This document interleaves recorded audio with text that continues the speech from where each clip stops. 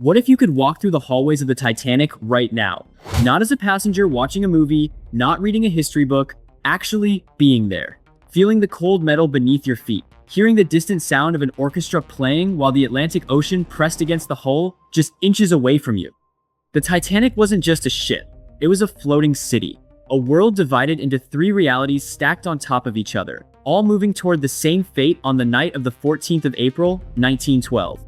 In this video, we're going inside. We're going to walk through the grand staircase where millionaires dined in tuxedos. We're going down to the boiler rooms where men worked in extreme heat to keep this giant alive.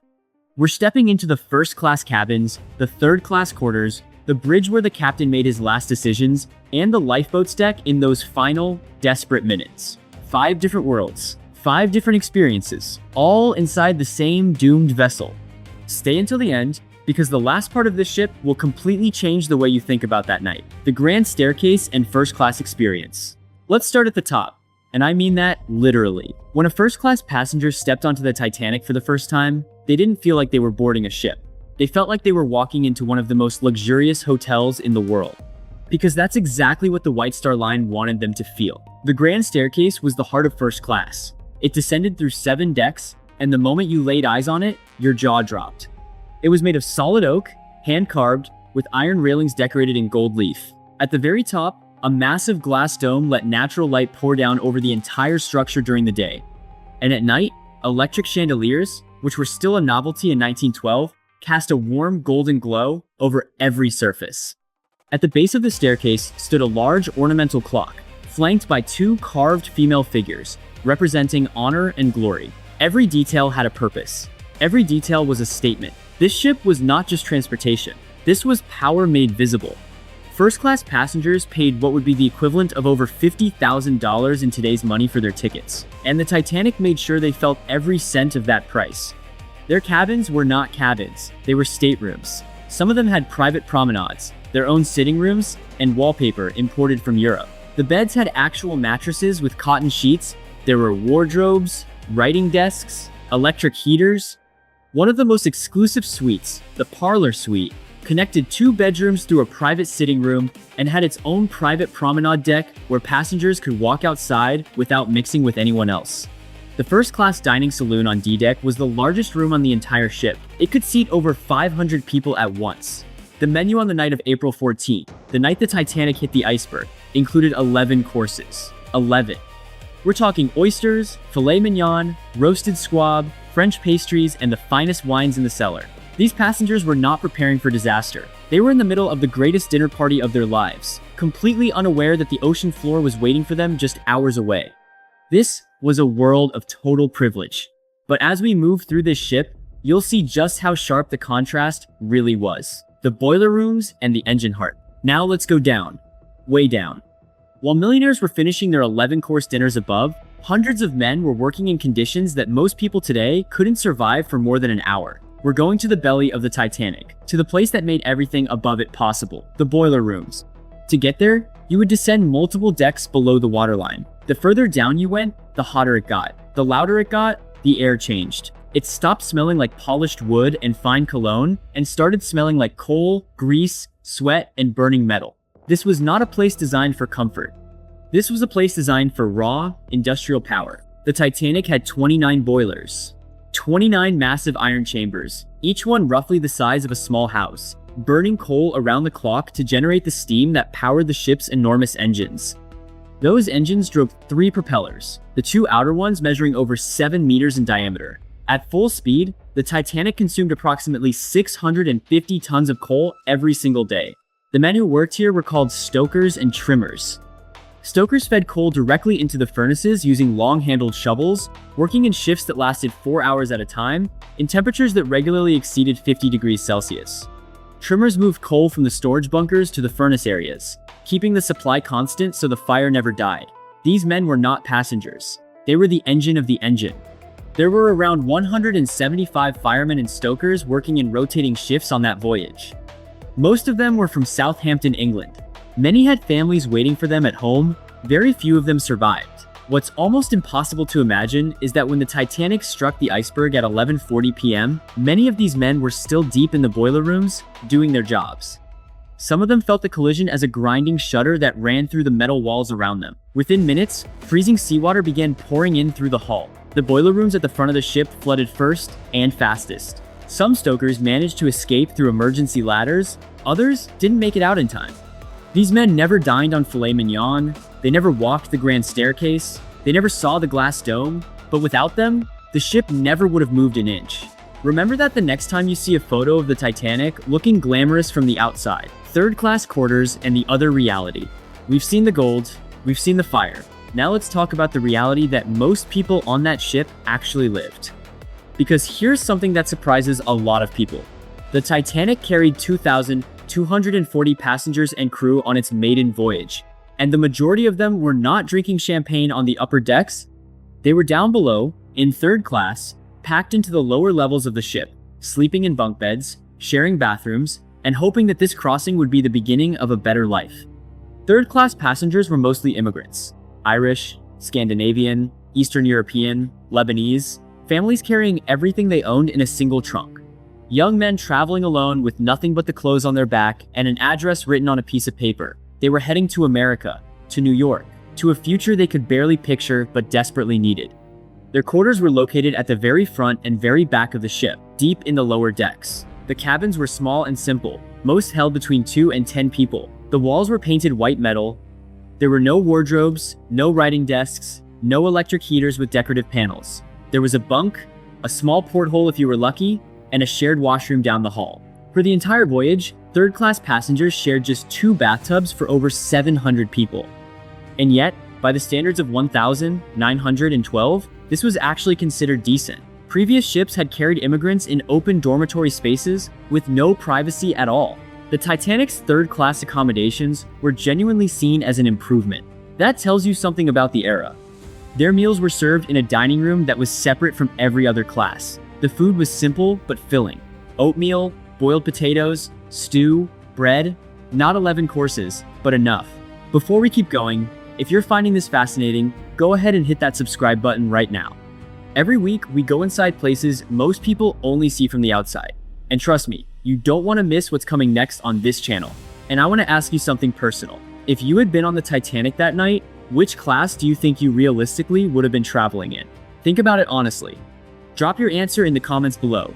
Now, back to third class. Because what happened to these passengers when the ship started sinking is one of the most painful parts of this entire story. The gates that separated third class from the upper decks were, in many cases, kept locked in the early stages of the evacuation.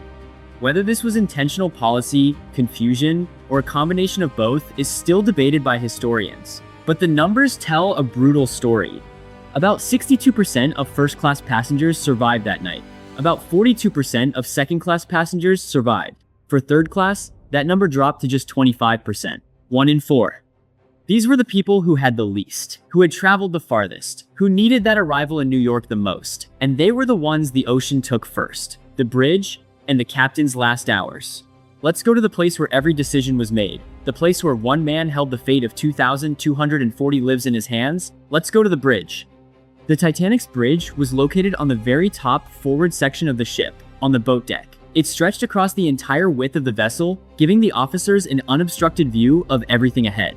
From here, the ocean looked infinite. On a clear night, with the stars reflected on a perfectly calm Atlantic, it must have felt like standing at the edge of the world. Captain Edward John Smith was 62 years old on that voyage. He was one of the most experienced and respected captains in the entire White Star Line fleet. This was supposed to be his final journey before retirement.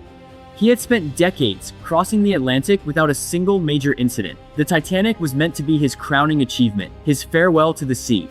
The bridge itself was a serious working space. It contained the ship's wheel, the telegraph system used to communicate engine speed orders down to the engine room, navigational charts, compasses, and a series of instruments that today would look almost laughably primitive.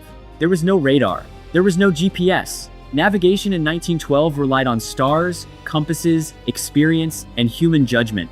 And on the night of April 14th, human judgment failed catastrophically. Throughout that day, the Titanic had received multiple wireless warnings from other ships reporting ice fields directly ahead. At least 6 separate ice warnings were received before the collision. Some were passed onto the bridge, some were not. The wireless operators, Jack Phillips and Harold Bride, were overwhelmed with passenger messages being sent to shore because wireless communication was still a novelty, and wealthy passengers were using it constantly for personal correspondence. Captain Smith knew there was ice in the area. He reduced speed slightly, but did not slow the ship significantly. The White Star Line had an unspoken pressure to arrive in New York on schedule, perhaps even early. The Titanic was on a schedule that history would not let it keep. At 11:40 p.m., lookout Frederick Fleet spotted the iceberg from the crow's nest and rang the warning bell 3 times. He picked up the telephone and said those now legendary words to the bridge, "Iceberg, right ahead." First Officer William Murdoch immediately ordered the wheel hard to starboard and telegraphed the engine room to stop and then reverse the engines. The Titanic began to turn. But a ship that size, traveling at 22 knots, does not stop or turn quickly. They needed at least a mile of clear water to avoid the collision. They had seconds. The iceberg struck the starboard side at 11:40 p.m. The contact lasted approximately 10 seconds. It felt, to many passengers above, like a gentle shudder. Almost nothing. Some people sleeping in their cabins didn't even wake up. Captain Smith came onto the bridge immediately. He knew from the moment Thomas Andrews, the ship's designer who was traveling on board, finished his inspection of the damage, that the Titanic was going to sink. Andrews told him directly, "The ship can stay afloat with 4 compartments flooded. 5 are already taking water. She will go down in approximately 2 hours." Smith stood on that bridge and processed the fact that the ship he had commanded to its doom did not carry enough lifeboats for everyone on board. The Titanic had 20 lifeboats, enough for roughly 1,178 people. There were 2,240 souls on board. He gave the order to uncover the lifeboats and begin loading women and children first. He sent his officers out to manage the evacuation. He activated the distress signal. He did everything a captain was supposed to do. And then, when the end came, he stayed. Captain Smith was last seen on the bridge as the water rose around him. He did not take a lifeboat. He went down with his ship as the tradition of the sea demanded. Whether that tradition is heroic or simply tragic is something each person has to decide for themselves. The lifeboat deck and the final minutes. This is the part nobody wants to think about. But it's the part that tells you everything about who we really are when everything falls apart. Let's step onto the boat deck. The highest open deck on the ship. The place where, in the final 2 hours and 40 minutes of the Titanic's existence, every human emotion you can imagine played out simultaneously. Panic and calm, selfishness and sacrifice, cowardice and extraordinary courage. All of it happening at once, under a sky so clear and so full of stars that survivors would describe it for the rest of their lives as the most beautiful and most terrifying night they had ever seen. When the order came to uncover the lifeboats, most passengers still didn't understand what was happening. The ship felt stable, the music was still playing, the lights were still on.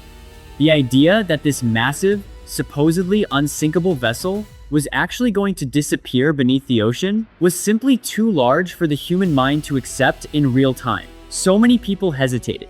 Many refused to board the lifeboats at first, because stepping into a small wooden boat hanging over a black ocean in the middle of the night felt far more dangerous than staying on the enormous, brightly lit ship beneath their feet. That hesitation cost hundreds of lives. The first lifeboat launched, Lifeboat 7, had a capacity of 65 people. It left with only 28 on board. This happened repeatedly in the early stages of the evacuation. Lifeboats designed to carry 65 people were launched with 20, 25, 30 passengers. Officers were struggling to convince people to board. Some passengers genuinely laughed and walked away. They went back inside to have another drink at the bar. On the starboard side of the ship, First Officer Murdoch interpreted the order as women and children first, but allowed men to board if space was available.